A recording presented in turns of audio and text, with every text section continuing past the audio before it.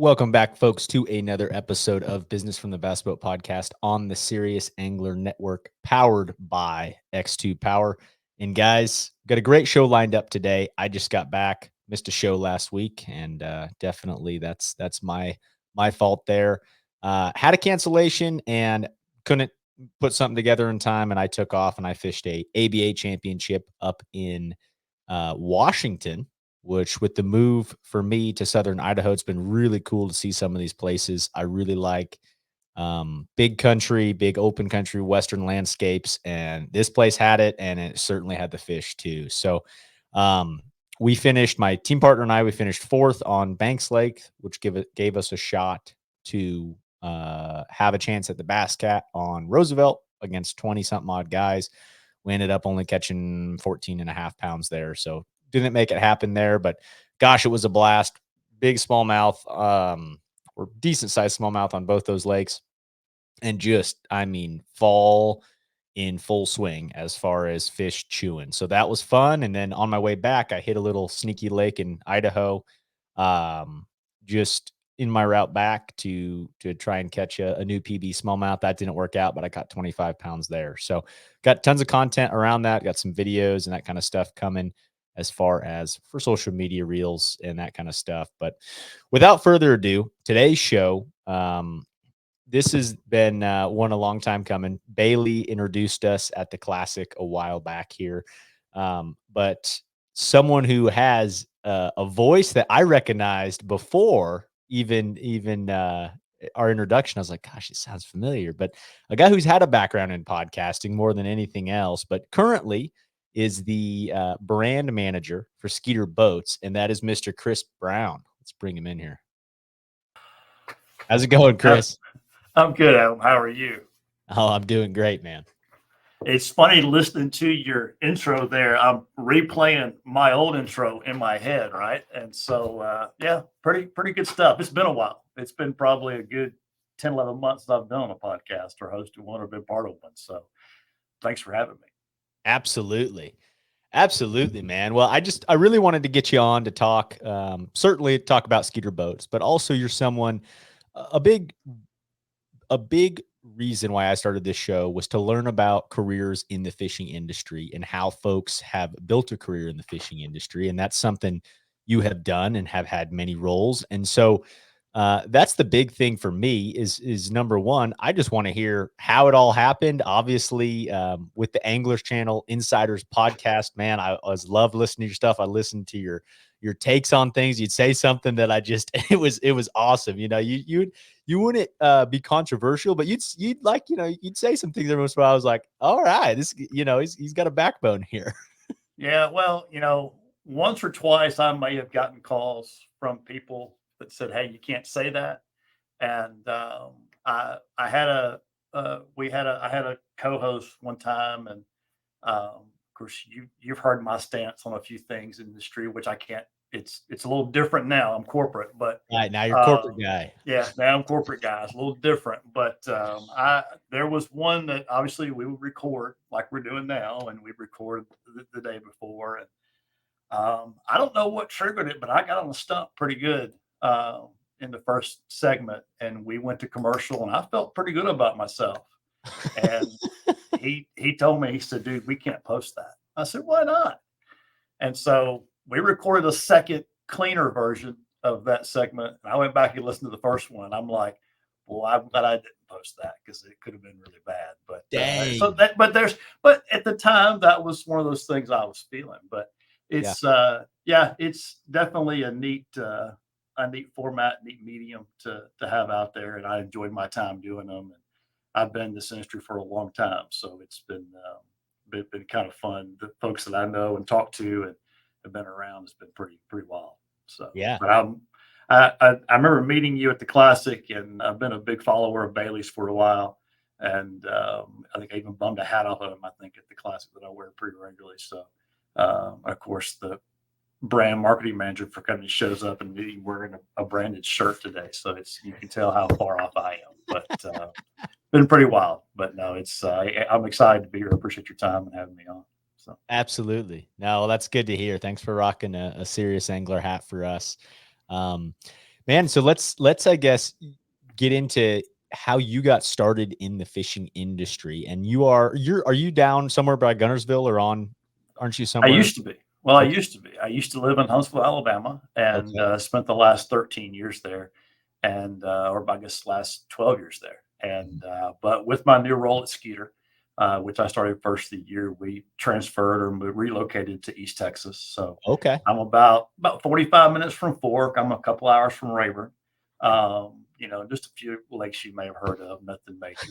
Uh, but I live a little bit north of Kilgore and our facilities here in Kilgore. And live close to a little lake called Bob Sandlin and then Lake of the Hmm. Pines. And Oh yeah. been doing a little fishing out there. And so I've actually been able to fish a little bit, which is good. This is the one thing about this industry. And you mentioned careers in this industry. And I think Bailey's probably in the exception of this rule is you get in this industry, you don't get to fish a lot. That's Right. just the way it is. You love to fish. You talk it every day, right? We talk this all the time. Just don't get to fish a lot. And I had reconstructive knee surgery about 8 weeks ago, and my Jeez. nephew in Alabama actually had surgery in Alabama. My nephew brought me back with my wife, and he's 20, and actually moved to Texas with us. And I've done more fishing since I had knee surgery than I've done the last probably 2 years combined. And it's sad Wow. to say.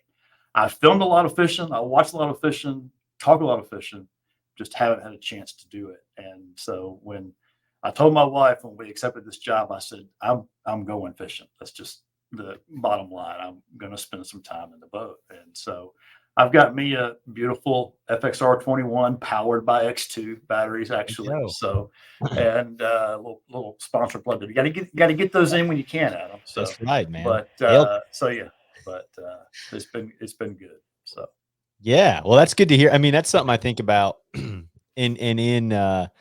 conversations with the serious angler crew and whatnot. It's like, man, there's been times that I have certainly times where I was preparing a podcast, my day job, everything else gets tied in. But there has certainly been times where I wasn't able to go fishing, or I'm a big hunter. I love hunting, those types of things for the podcast. And it's like, hold up. I'm in this industry because I love this stuff, but I'm not able to do it. Right. So there's a balance there, and it's a hard game to play because there's a lot of time that goes into all of this stuff, and it is it's something I think about all the time. It's like, man, some of the guys that I know that fish the most, right, they don't have a career related anything to fishing, and that's right. their ability to go and fish tournaments and do what they want to do. Yeah, yeah, it's a big part, and I learned really early on in my career that I was out of high school. I was an automotive mechanic by Okay. trade. School was not my jam at all, Yeah. and so it was it.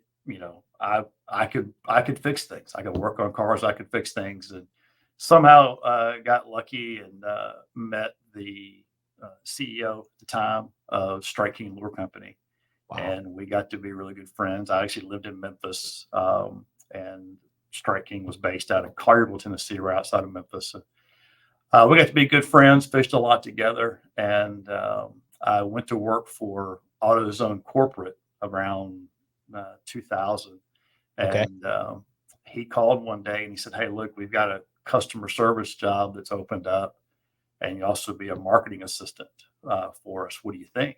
And I went out and met with the VP of sales and marketing for the company. And of course, being a fisherman, dude, I'm giddy. I'm just, but at the same time, you're trying to keep yourself down low because he could have offered me anything. I said, yes, right. Right. Forget about my family. Yes, I just want to come work for you. But I didn't. It took a little bit, but he offered me a job, and I got to be involved with that. And I'll never forget. This was 2002 when I went to work for them. I won't tell you how old I was because I'm old. But anyway, I was still green and obviously loved to fish. And I'll never forget, we had went to a deal in Hot Springs, Arkansas for the Bass Fishing Hall of Fame before it was as big as it is now. It had just started really. And I'm standing there with some folks. I've literally been in this job at them like 4 days, maybe 4 days. Wow. And we're standing there kind of in a corner in this little room, and all of a sudden Denny Brower walks in, and like, dude, I'm a shallow water guy. That's my jam. And I'm like, I've been to the Bass universities back years ago, and I've met Denny and those guys. And Denny walks in, and then his son Chad, and then you've got like Larry Nixon and George Cochran and Mike Worm, and I'm watching these guys, and then some guy named Van Dam walks in, and I'm just like, I'm like, fangirling big time here on this stuff. And Exactly. we're having kind of like a little company conversation there in the corner, and I'm just in awe, right? I'm not talking. I can't talk. I don't know what to say, and it sounds stupid. It really does, but I don't know what to say. And John Barnes, who was the president of Striking at that time, he said, "Guys, I want you to meet your new pro staff manager." And I'm looking around like, "Who's this guy?" Right? I want to meet him too. Yeah. And he called my name, and I'm like, "What?" I mean, it was, dude, totally news to me. Had no clue. What a And surprise. Holy yeah, cow. and you talk about the weight of the world on your shoulders. And so, but those guys were great. They, we got to be really good friends with a lot of them. Still am with a lot of them, and it's just it's pretty classic stuff. And don't take a single minute of it for granted at all. I've met some incredible people through my years of striking. I was there for 10 years, and absolutely love that. And when you get a call from Van Dam at 8:45 at night, going, "I need X, Y, and Z because I'm wrecking them on it. I got to have it, and it's during tournament week." You go to the plant and get him what he needs, right? I mean, You me and figure it FedEx, out. we were tight. Yeah, we were tight. And probably my all-time favorite story on that is Denny Brower's wife Shirley called me one day, and she goes, "Chris, Denny needs about a dozen Series 3 crankbaits in this one particular, I think it's green crawfish." Okay. I said, "Shirley, are you sure?" She goes, "Denny needs crankbaits." I'm like, "Okay."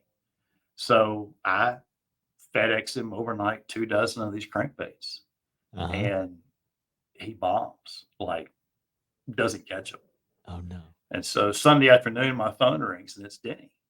And I answer it, and I said, "Hey, bud." He said, "If I ever call you wanting anything other than jigs ever again, don't ever send them." He said, So he said, "I had one of those crankbaits. I was catching them on it. You send me a dozen, I can't catch a fish." I said, "Well, Oh. I said, I question that." So, but I mean, those are the thing about this industry, and I'm sure you've learned at the time you've been in it, is the people you meet, the relationships you build, they don't go anywhere, right? They just, Right. you build and build and build. And everybody looks at this industry as this giant deal. And in reality, it's little. And I see friends all the time, buddies that have moved around to different positions in different places. I was at Strike King for 10 years, and I got lured away into the hunting industry for a little while and moved my family to Alabama. I don't hunt. I hunt with a camera, right? I'm a big photographer and things, but Yeah. that was, probably at the time after everything happened, because I stayed there about a year and a half, and then they let me go for being quote unquote overqualified. So there was the first, kind of hiccup in my career. And you What look at time that. frame was that? Was it like during a recession or anything, or was it No, it was. So I left Strike King in 2012 and went to Buckmasters Hmm. in Montgomery, Alabama, Yeah. and did some cool things for them. I shot some catalog cover or magazine covers that I've got on my wall in my office here. Um, but it's, some of the things you pick up there, the things you learn, you carry on with you to your next job and the next thing you do. Totally. And but I could sit back and look at that and go, I should have never left striking. I should have never, made that move. And hindsight's always 2020, but you look at it and you go, man, maybe if I'd have stayed, it'd been different, or this or that. But you look at the growth and the places that it takes you. I ended up doing some work for Bass after that, and then eventually moved into a career with Rigid Industries LED lighting. And that was I ran their Marine division for 3 or 4 years, and that was when some kid named BP rolls in Uh-huh. and he's got a truck full of lights and all this stuff. And that was really my first chance to get to work with him, which he has a pretty funny story on me too at one point in my career, which I regret. But anyway, it's I've been fortunate enough to work with some really, really good people in my time. And it to put it bluntly, it hasn't sucked, Adam. I'll be honest with you. There's worse things you can do in life. Working in the fishing Absolutely. industry is certainly not one of them. It's a good thing to do for sure.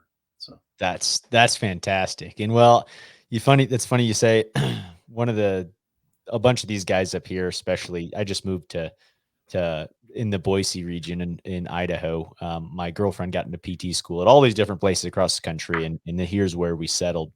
And so last year, the ABA championship was on Coeur d'Alene and Pend Oreille, and it was cool because Brandon showed up. Brandon showed up, and Tiffany, and they basically were there just to support the guys weighing in. Like yeah, it was cool to see him do that.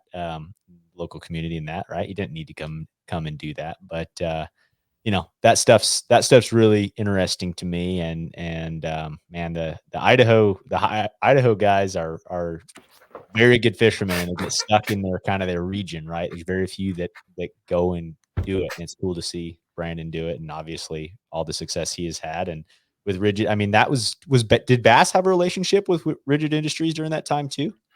they did. Rigid was a supporting sponsor of Bass. That's what I thought. So Okay. when I came on board with Rigid, we basically bought a Tundra, and actually, it's pretty funny. We bought a Skeeter and wrapped it, Uh-huh. and I came here and picked it up in Texas, and I traveled the Elite Series for No 3 years. way.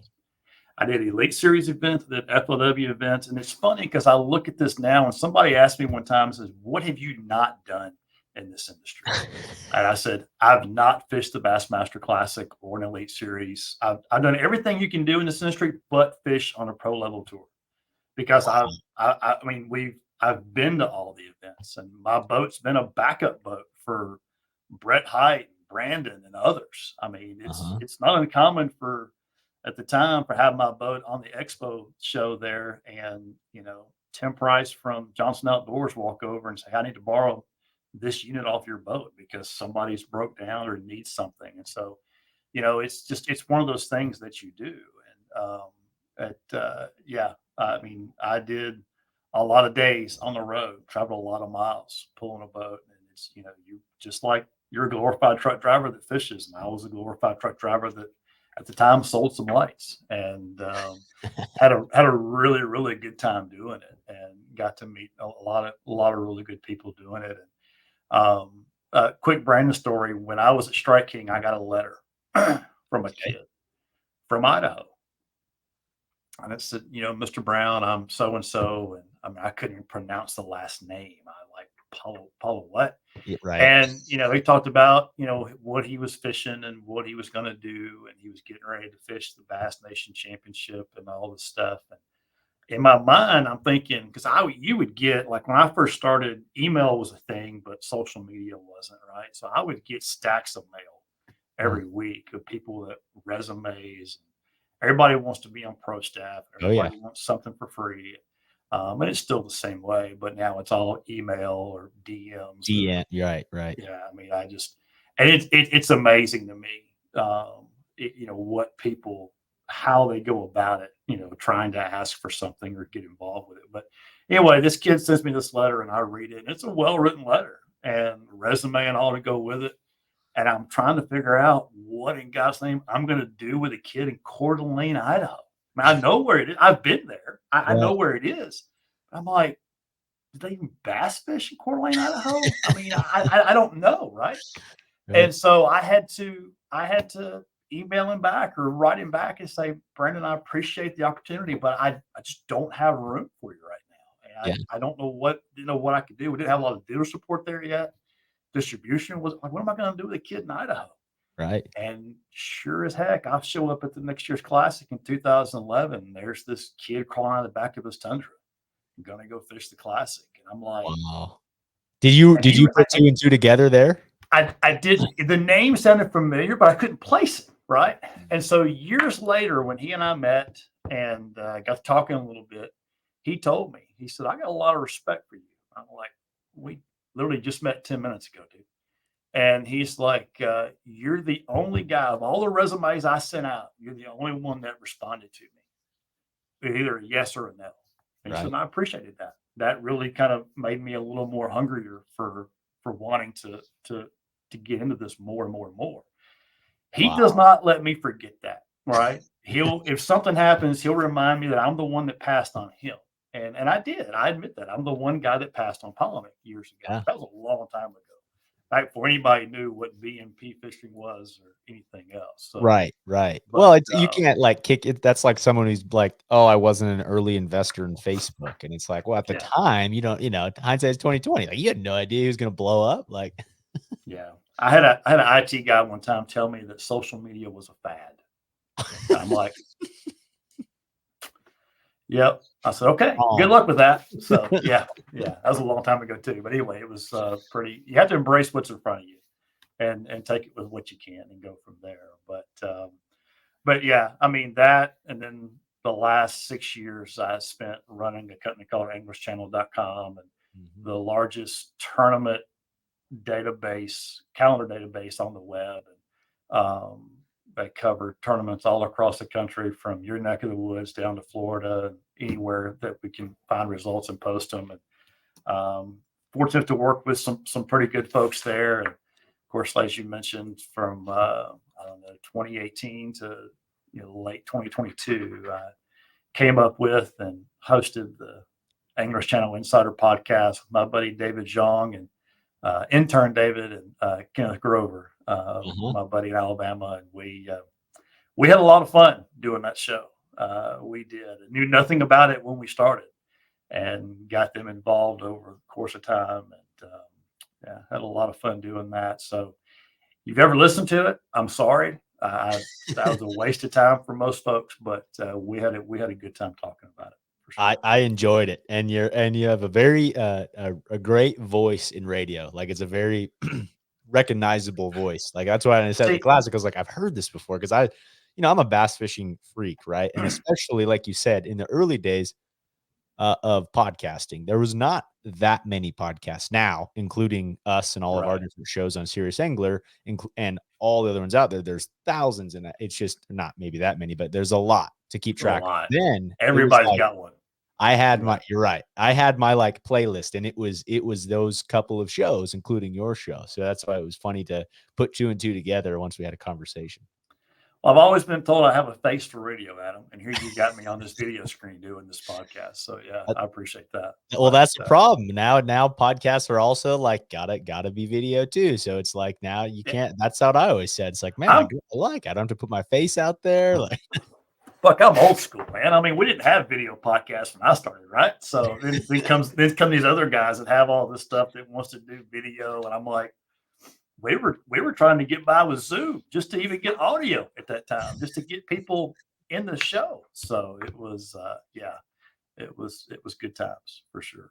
But that's fantastic. Well, one question I have with all the different companies and different roles you have had in this industry, I feel like do you feel like having all those different roles, and now we're talking 4 or 5 different roles in the last 20 odd years, sure. um, has led to a pretty big advantage for you, not only in situations and careers, but also career paycheck, right? As far as bouncing around, that kind of a thing. What are your thoughts there versus the guy that, I'm not saying this is end all be all, but the guy that works for the same company for 30 years and that kind of a thing? Well, you never stop learning, right? And so one thing I learned at an early age, I was, like I said, I was a mechanic out of high school. I could fix things. I could take something apart. Most time it was pretty obvious what was wrong. I could put it back together. Mm. Um, I ran a team of, I think, 6 different guys in an automotive shop, and I had to deal with customers from time to time. Some of those guys were great. Some of those customers were great. Some not so much. Right?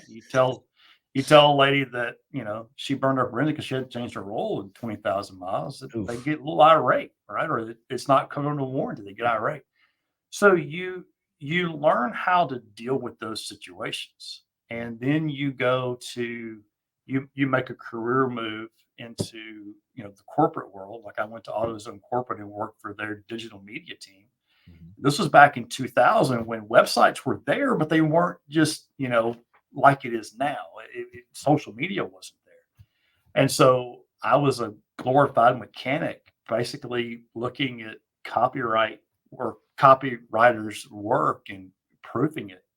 And through a weird channel there, I learned how to do Photoshop, in my Wow. spare time. And then the opportunity with Strike King opened up, and uh, I was a marketing assistant, pro staff manager, but I also dealt with customers on that. So you've got a distributor or a dealer, or even Adam Deakin from out west that says, "Hey, I bought a Series 10 crankbait or XD or 10XD that Mhm. sinks," and you're pissed, right? Because can I say it on here? Because I mean, Oh yeah. you spent $10 on a crankbait, now it sinks, and you're going to call Strike King and you're going to chew them out for it. And I'm the guy you got a hold of, right? So you have to listen to it, and I get it, I understand, I apologize, and you got to try to make that guy feel better about what he's doing and send him replacements. So I've taken little bits of everything I've done over Mhm. my career and into the next level. And looking at social media when I was at Strike King, adapting that, I'll never forget. I had a shipping manager, name was Tim Pearson, walked into my office one morning, and he's like, I always got there early. He said, "You ever seen this thing called Facebook?" I'm like, "What is that?"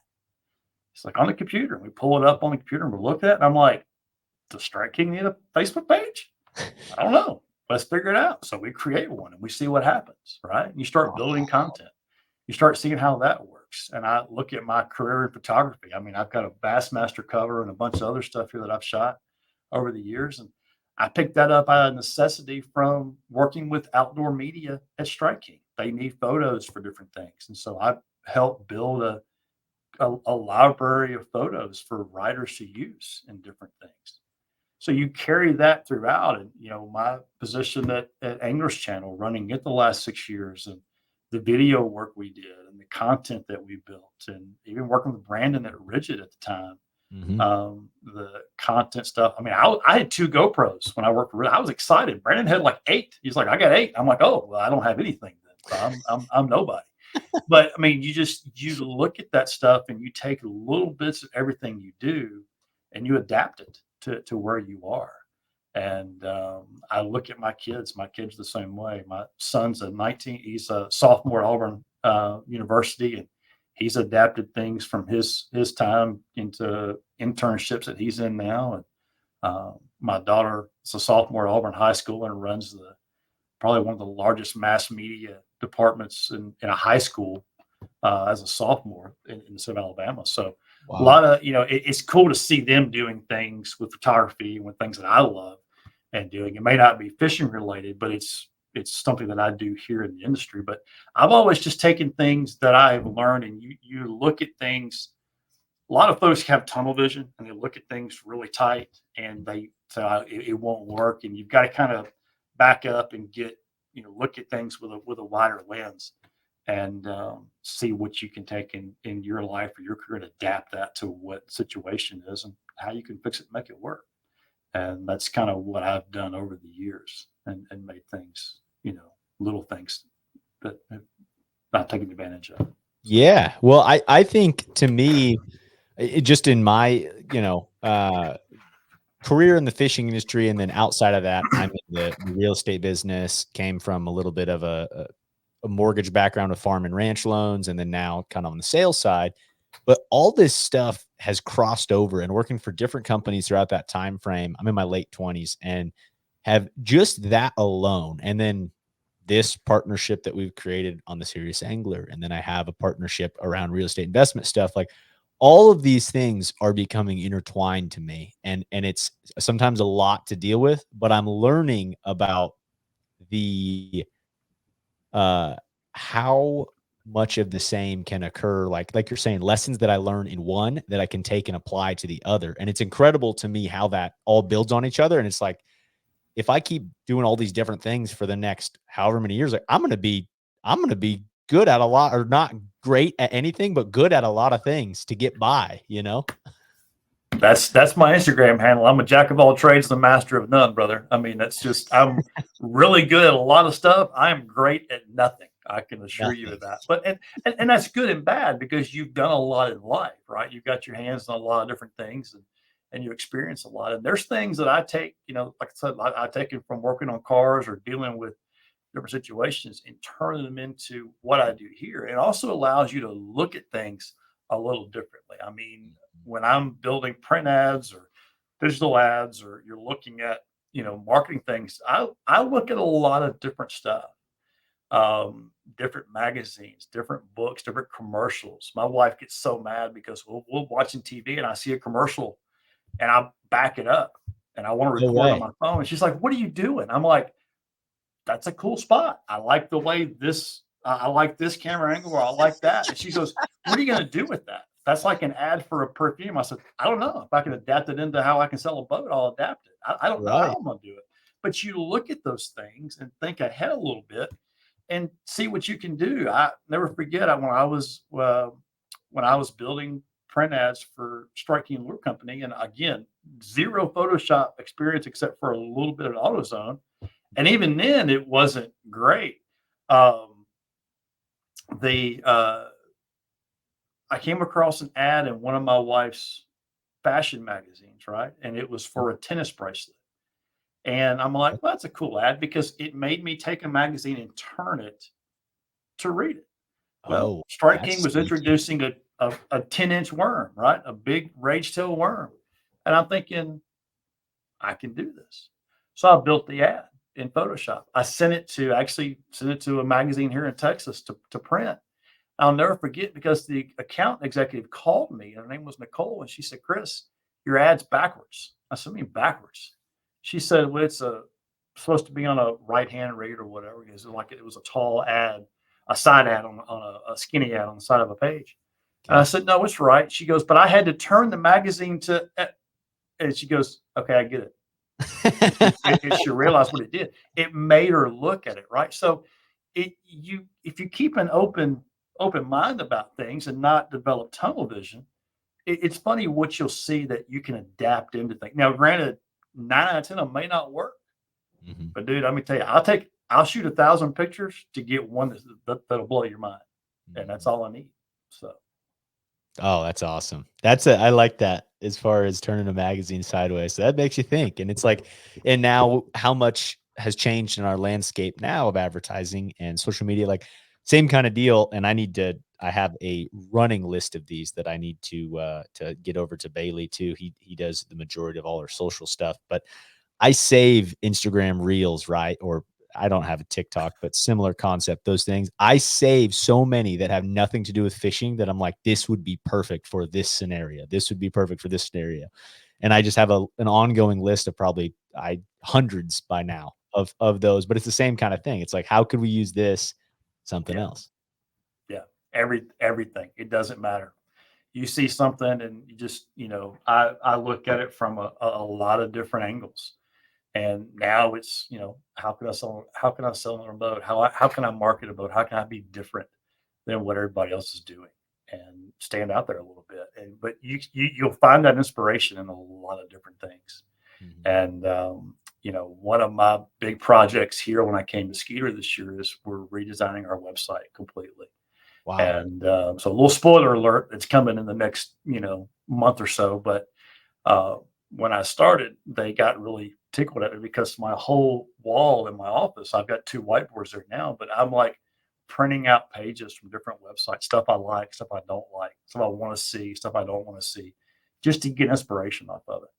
And I do Yeah. that with print ads. I do that with things I see. Like you said, now it's reels or different things you see on Instagram or Facebook or wherever. And I am on TikTok, but you're not going to see me on TikTok.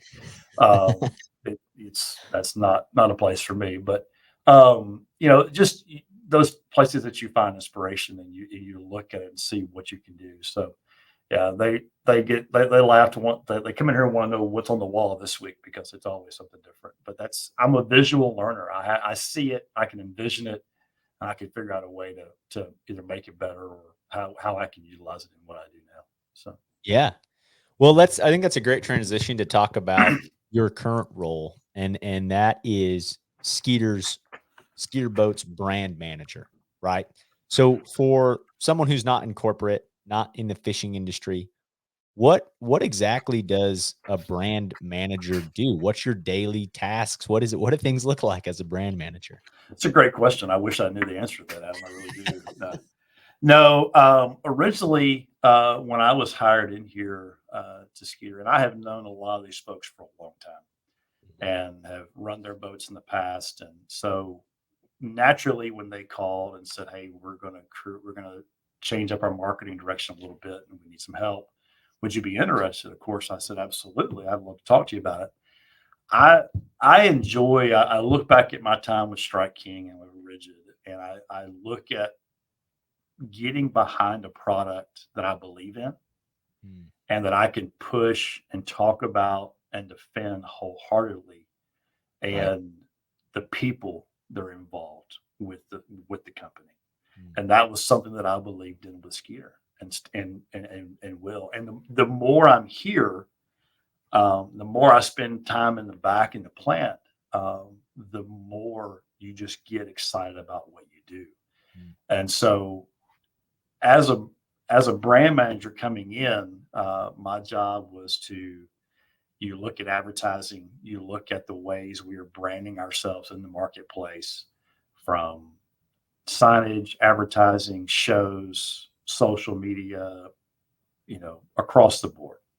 How can we take that message? What is our message? How do we take that message and keep it consistent across the deal? And of course, I came in, I had this long list of things that was part of this job description, website being one of them, and things like that. How do we marry all a lot of moving parts here outside of the boat factory? So, how do we marry all these things together and help our sales team sell more boats? How do we help our dealers sell more boats? How do I make Joe Q Public aware of our boats? You mm, look at the boat buyers coming in now.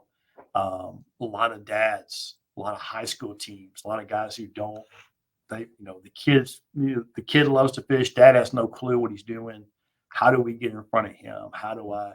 I'm not going to change the mind of an old guy that's been fishing for 40 years and he's dead set on this motor brand and this boat brand. It's going to be hard for me to change his mind. I right. got a lot of work to do there. But guys like yourself and others that you've got to be in the right place at the right time, and it's making sure we're there in those places and talking to those people and being open enough and being consistent with that. And I came in and was working alongside a fantastic person in Joanne O'Brien, who was our marketing manager here for, gosh, 28 years or better. And she's the one you talk to, not me. But she retired back in May, and Oh, yeah. yeah. So since May, I've been drinking from a fire hose. I was gonna say, did things get a little harder after May ended? A little bit. My to do list went from 5 or 6 things to you know a lot more, which is fun. It's great. I've got a great team of guys that I work with, and we've got a great group of folks here in the sales department and marketing department that we all work together for a common goal, and that's to sell the best bass boat, on the planet, and make sure that everybody knows about it. And probably one of the funnest parts of my week is a couple, 3 times a week, I'll walk back into our boat factory. It's about 200 yards behind our main office here in Kilgore. And if you're driving down the main road in Kilgore, you'll drive right by us and never see us. You'll never know we're here. It's Really? pretty funny. Yeah, I see all the time. I'll walk into a store or a restaurant. I'll have a Skeeter shirt on and or my badge, and they'll be like, "Where's Skeeter at?" I said, "Oh, it's on the main road going to Kilgore." I'm like, "Never seen it." Because we've got a sign out there, and you'll see the main office if you look for it. But our plant's kind of hidden back behind everything. But I'll go back and I'll walk through the plant just to meet people. Right? Mm, You got to know who's building your products and who's building your boats. And learn more about the product. As a marketing guy, the only way you can do it is to immerse yourself in that product, right? And so we go back in the back, and I call it.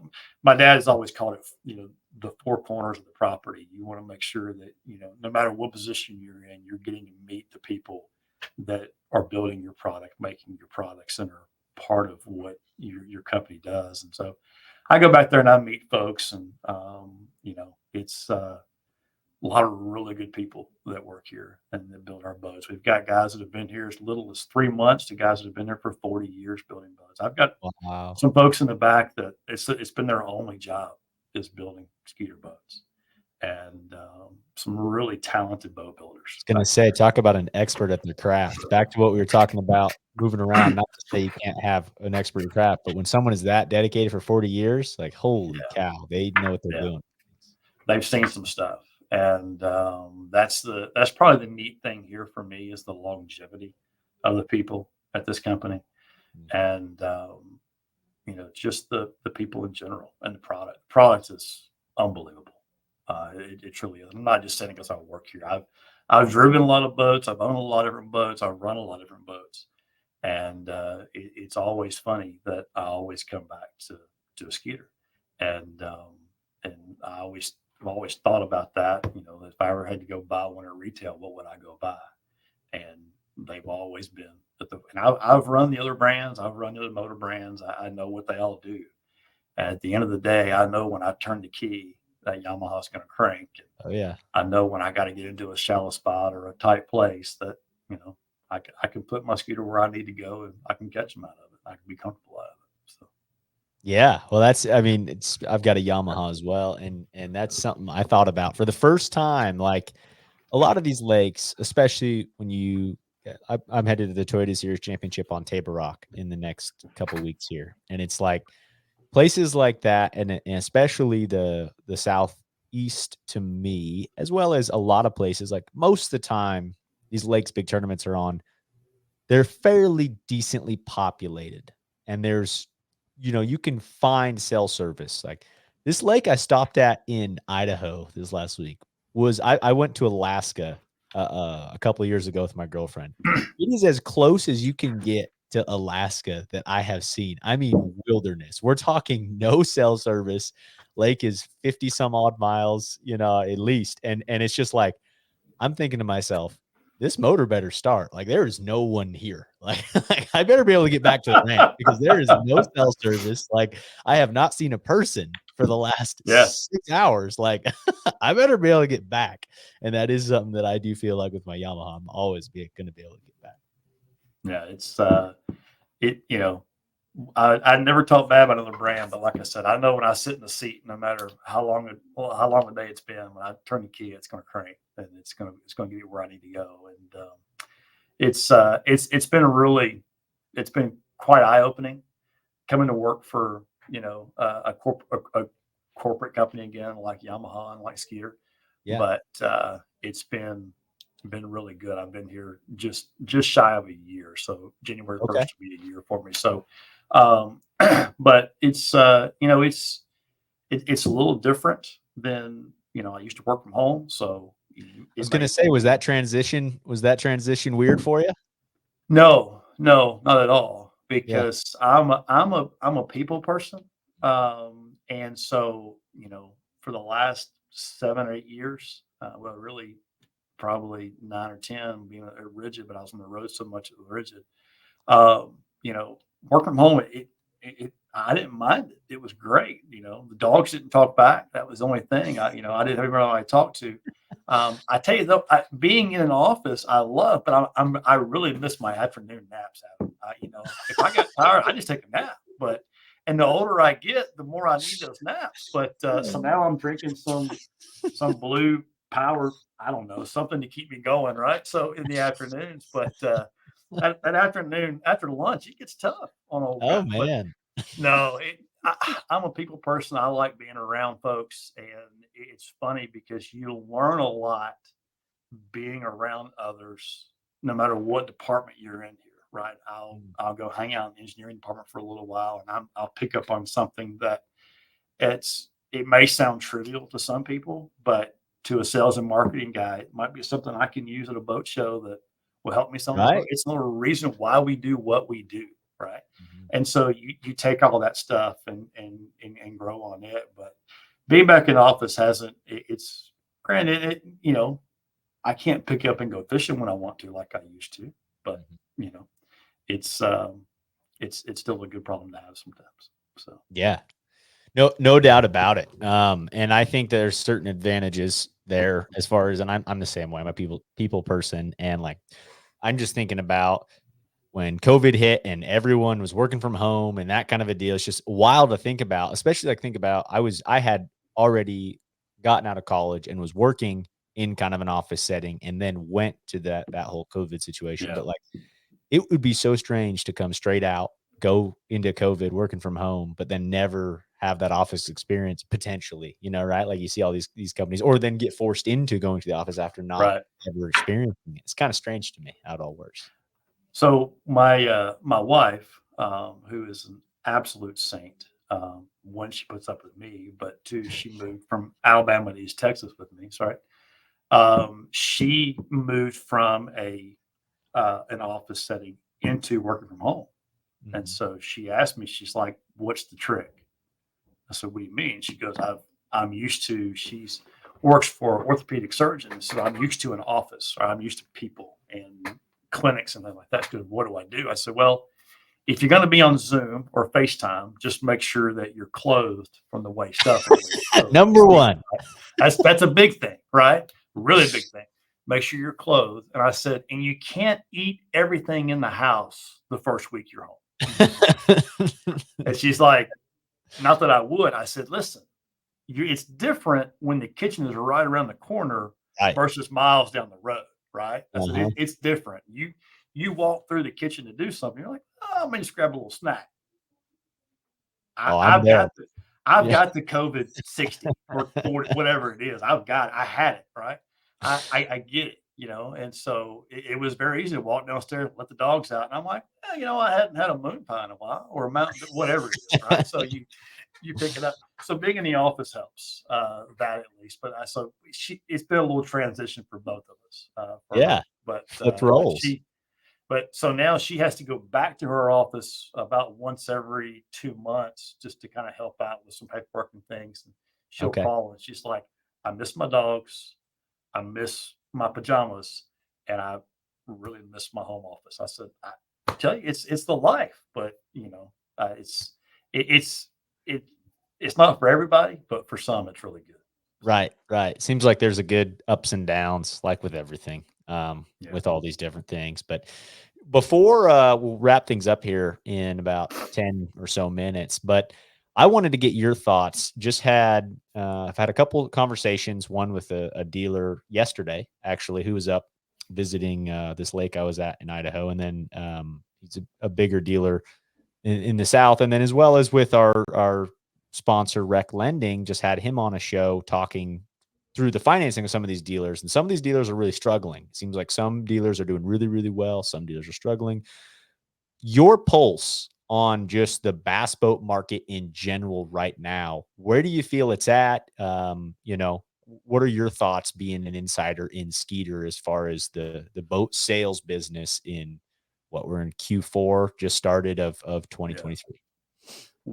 We've seen a little uptick in things the last 30 days or so. Okay. Obviously, we're still, a lot of folks are still nervous about interest rates and the different things that are going on in the world, and gas prices and everything else. And it's tough. There's quite a bit of inventory out there for everybody that's out there right now, and even 23 models. And so it's making it a little tougher on dealers, some parts of the country, to be able to place orders for new boats, or try to stock up things. And we're in that transition time of year where, guys up north, that water's fixing to get hard, and it's hard. I mean, I'd have a hard time buying, if I lived up north, buying a new boat right now, knowing it's going to be sitting in my garage, or it's got to sit in storage for the next, what, maybe 6 months, 5 months, and I can't use Mhm. it. So It is it's one of those deals right now. It's not like it was obviously when COVID hit and Right. everybody came home and boat sales went through the roof and RV sales and everything else. That's done. It's we've May got to never get have back. something like that in a long, long time. No, no, and so it's a thing that as marketers, as salesmen, we have to get back to the business of selling and marketing now more so than ever. And it's going to be okay. I think from a corporate level, there we are seeing like a little uptick in things. We're not doom and gloom. We're not, trying to figure out life as it goes forward. Is it going to be a challenge next year? Sure, but it's going to be a challenge for everybody. Right. It is nice to see. You look at the automotive, side of things, and you start to see car lots fill back up a little bit. Right. You're seeing Totally. some prices come down a little bit there. It's a little different in the boating market with resin and gel and fiberglass costs and things like that. That's hard to. Everybody got hit with a price increase, and I know customers and consumers are all, what's going to cost this year. And every year prices go up on everything.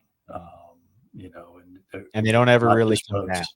That's They just really that's just don't. the and it's interesting on the show we just did with Todd from Rec Lending. We took a snippet out of the show, right, and posted on our social medias as reels and that kind of a thing. And it has tons of engagement right now. And it was talking about a little bit of the some dealers are some dealers are really struggling and some are walking away from the business and this and that. And people are like, well, it's the prices. People can afford these boats. And it's like, man, to me, the comment that I saw, I was like, this sums it up perfectly. My thoughts, anyways. It's like all these things have gotten more expensive on these boats as far as the resin costs, just the cost to produce these things. But then also, we're putting more stuff on these boats than we ever have by a long shot.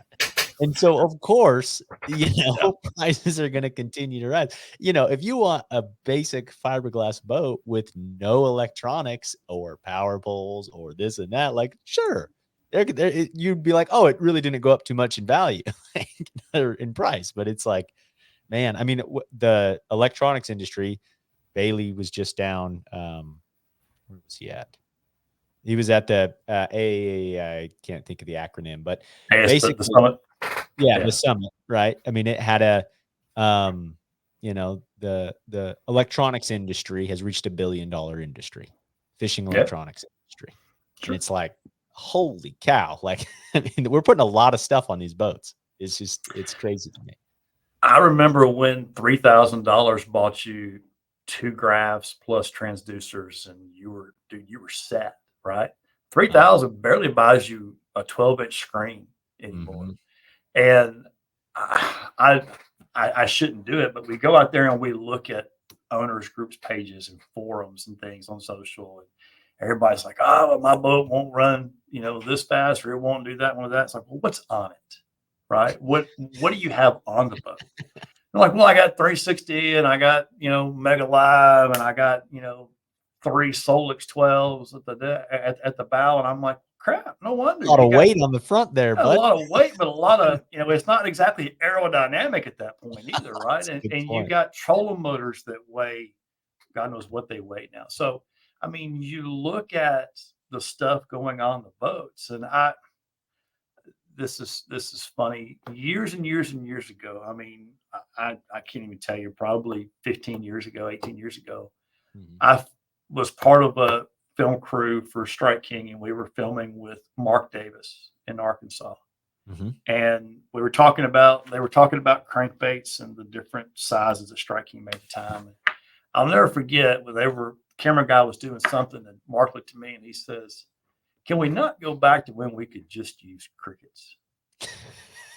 And I looked at him kind of funny, and he says, "That's all I need. I need a 10 boat with a paddle and a basket of crickets, and I'll Uh-huh. catch everything that swims."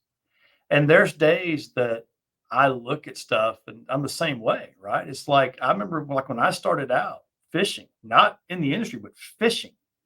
I bought a 7-foot rod, and I thought, God, that's big. That's a long rod. I'm a big guy, Yeah. and now I don't use anything under 7 foot. Right? I got 7-11 rod. I got an 8-foot glide bait rod. Mm-hmm. I open my rod box, and there's 30 rods in there, and I got more tackle than Oof. than a small Walmart at this point. And you're like, what am I going to do with all this stuff?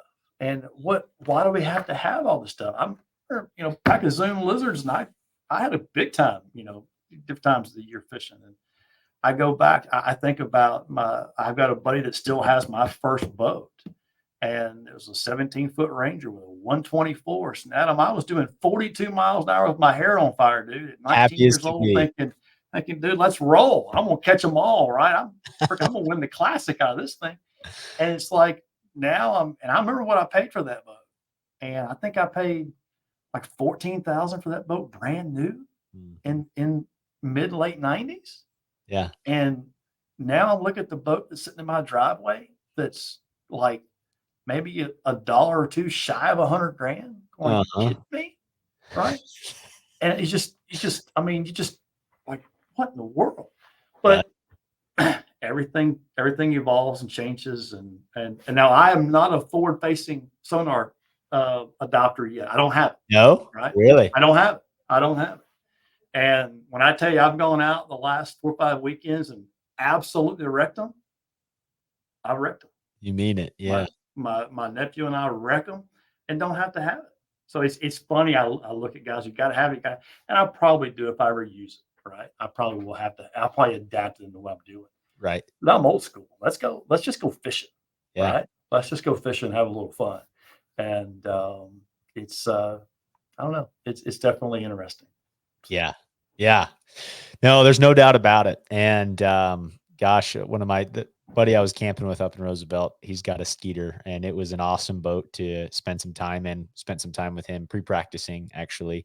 And I've always really liked Skeeter boats. And of course, Yamaha acquired Skeeter right in 1996. So 96, yeah.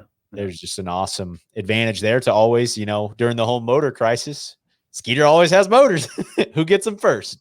Skeeter boat. I had one of our well, not always, but one of our influencers, Tyler Anderson, was in the office today for lunch, and we walked out to the plant. His new boat's being built, and he wanted to see it in the stage it was in. And we walked through the parking lot, and there's probably 80 or so Yamahas stacked up in the crates out there. And he's like, "Are those all motors?" I said, "Those are all motors." And so they build them every day, they ship them every day, and we steadily build those boats every day. And that's, I laugh at, not laugh, but, people, like what are the advantages to some of our boats? And we all have advantages, and I'm not going to give you a hard sell, but, we only put one motor on our boat, and that boat's designed for that motor. So if there's anybody that says that, we're not getting the most advantage out of our hulls and out of our designs and out of our stuff, it's because we're only working with one motor company, and we know what that power plant will do, and we know what we can do with it. And from a safety standpoint, from a fishability standpoint, from a speed standpoint, whole 9 yards, we know what it will do. And that's a big deal when you can work hand in hand with engineering teams and design teams, across that. And you look at it from our dealer network to even the guys building our boats back there. We rig it with one motor. We know what it's going to do, how it goes, how it works. And that's another advantage of us too. We've got some great partners in Johnson Outdoors and others that, you could walk into a showroom right now and buy one off the floor that's ready to go. There's no extra rigging involved. It's it'll have either Helix or Solix on it. It'll have Raptors on it, have an Ultrex on it. I mean, we're rigging them with the new Quest right now. And out the door. I mean, that's the best thing about our boats. We can roll it out of the factory. I rolled mine out of the factory, put my X2s in it. They put oil in the motor, and I put water right there. No extra rigging to do it. It was all ready to go right at the door. So it's a lot of advantages here for sure, and it's a fun time to be involved with Skeeter. That's for sure. Awesome. Well, dude, that's a great thing. Great way to begin to wrap things up here. The last question that I have for you. Your biggest personal best, largemouth, smallmouth, spotted bass, where you were and what you caught them on. Oh, largemouth was in a private lake here in Texas, and it was 10, 10, 10 Who? on an 1/8 ounce buzzbait. No And way. an 1/8 ounce buzzbait, you never heard the fish, nothing. I Just mean, start. you can hear it. You can hear the buzzbait, and then all of a sudden it was just like, pull it. I'm like, and you look, and then it tries to jump, and it can't, right? And all I'm thinking about is that little bitty buzzbait. I'm like, what Tiny am I buzzbait. doing, right? Do you want to? Oh, I said this is Tiny, such a tiny tiny. buzzbait, 1/8 Yeah, ounce. Like I little don't even know I strike. could I mean, throw like a that thing little right bitty now. crappie Like, buzz bait. Yeah, little bitty thing. So that's my largemouth. I've got a 636 smallmouth ooh, out ooh, of Pickwick Lake on a Strike King Series 4 of all things. I didn't work there when I caught it. It was before my time at Strike King on a wow. Series 4. That was a crazy fish. In the middle of Martin's birthday fish for me. Oh, nice. My largest largemouth on public water is a 9.9 that I caught out of Tinka Cutoff in Mississippi on Wow. a electric blue 1/2 ounce Denny Brauer Pro Model jig that I watched him talk about the week before at a Bass University. No way. And this was back when 1/2 ounce was really, really heavy. It's like, man, I don't know if I can throw a 1/2 ounce. That's heavy. I bought one because Denny said buy it. I bought it and I caught him on it. Wow. Spot's about 3.5 pounds out of Gunnersville as Okay. well. And There were some big ones I saw Jacob Wall catching in the tour event there this year. I was yeah, like, holy cow. there's some big Big spots, and that's Alabama's the place for those spots, Coosa River spots and things like that. That's an absolute blast. Caught a lot of big fish on crankbaits in Gunnersville and lost several big fish on Gunnersville over the years when I lived there. So, but I've got one over 6 here in Texas in the last few weeks that I'm proud of at this point, and having learning the lakes here in Texas. But yeah, those are called. Have been fortunate to catch a lot of big fish across the country over my time, and like I said, it hadn't sucked working in this industry at all. So. That's awesome. That's great to hear. And well, thanks for sharing all of your story and in this industry, what you're doing now with Skeeter Boats, and glad to hear all about it. Super entertaining show for myself to hear all your trials and tribulations and everything. And it's kind of cool to see on the other side of getting an interview. I got a text from a buddy. He's like, "Why'd they have you on the show?" I'm like, "I don't know. It must have been a slow time. Nobody else wanted to be involved. Everybody's hunting, I guess, right? Everybody's busy hunting this week." So, Right. but That's exactly no, it. I appreciate you having me on. It's really enjoyed your shows, and of course Bailey and those guys and all they do as well. So thanks for having me involved. It's a lot of fun. So. Absolutely. Absolutely. With that, Chris, man, enjoy kind of Q4 here, getting to the holiday season, everything else. And can't wait. I'll be looking for the new website when that rolls out. I'll say, hey, I know the guy that built that. Figured that out. Skeeterboats.com. It's coming. So, but Awesome. Awesome. Glad to hear. And man, have a good rest of your evening. all right. Thanks so All right. much, Adam. We'll see you later, Chris. See you.